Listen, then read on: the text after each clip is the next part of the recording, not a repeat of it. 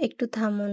আপনার ঘরে যদি গর্ভবতী মা থাকে তাহলে এই কথাগুলা শেষ পর্যন্ত শুনুন। হয়তো আজ থেকে আপনার দৃষ্টিভঙ্গি বদলে যেতে পারে।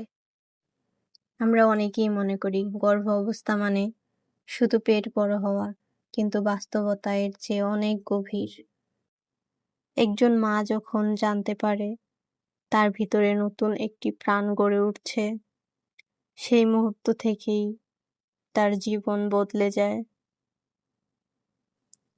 তার আগের মতো আর খাওয়ার ইচ্ছে হয় না, প্রয়োজনীয় খাবার খেতে গেলেও বমি আসে। কতটা কঠিন সেই সময়টা, তাই না? মা না হলে বোঝাই যেত না। ভাবি যে মায়েরা কি কষ্ট করেছে, কিন্তু নিজে মা হয়ে দেখি যে মায়ের মতো কষ্ট আর কেউ করেনি। এই কষ্ট সহ্য করার মতো না, এই কষ্টের কোনো প্রতিদান হয় না। কতটা কঠিন সময় পার করেছে আমার মা। তার শাশুড়ি না জানি কিরকম ছিল, আজ থেকে আরো 20 বছর আগে।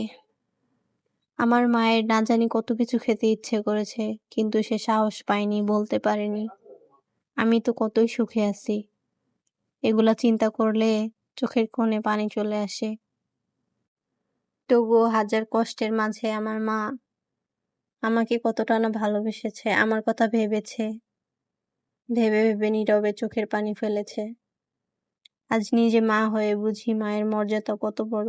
কেন আল্লাহ পাক মায়ের মর্যাদা এত বাড়িয়ে দিয়েছেন? কারণ মা যে কষ্ট করেছে, এই কষ্টের প্রতিদান আসলে কখনোই দেওয়া যায় না, দেওয়া হবে না। রাতের পর রাত ঘুম না হওয়া, সারা রাত এক কাত হয়ে শুয়ে থাকা, শুয়ে থাকতে থাকতে হাত পা ব্যথা হয়ে যাওয়া। তিনি এত কষ্টের পরেও অপেক্ষা করেছেন সন্তানের প্রথম কান্না শোনার জন্য। একটা মাই পারে এত কিছু স্যাক্রিফাইস করার জন্য। দুনিয়ার বুকে আর কেউ পারে না এত কিছু স্যাক্রিফাইস করতে।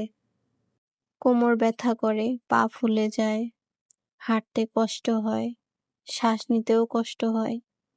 তারপরেও অনেক মা সংসারের কাজ করে, সবার যত্ন নেয়, তারপরেও চেষ্টা করে নিজের মুখে হাসি রাখার। কিন্তু শুধু শরীর না, মনও বদলে যায়। হঠাৎ করে কান্না পায়, কখনো অকারণেই ভয় লাগে। মনে হয় আমার সন্তান সুস্থ থাকবে তো, আমি কি ভালো মা হতে পারবো? এই প্রশ্নগুলোর উত্তর কেউ দিতে পারবে না। তবুও তিনি প্রতিদিন সাহস নিয়ে সামনে এগিয়ে যায়।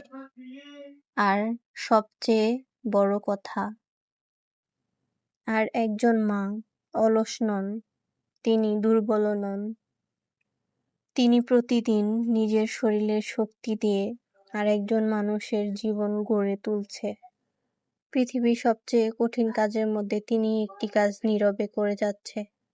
তাই যদি আপনার স্ত্রী, মা, বোন বা পরিবারের কোনো সদস্য গর্ভবতী থাকে, তাহলে তাকে বলুন, তুমি একা নও, আমি তোমার পাশে আছি। বিশ্বাস করুন, এই কথাটি তাকে অনেক সাহসী করে তুলবে, তাকে অনেক আত্মবিশ্বাসী করে তুলবে।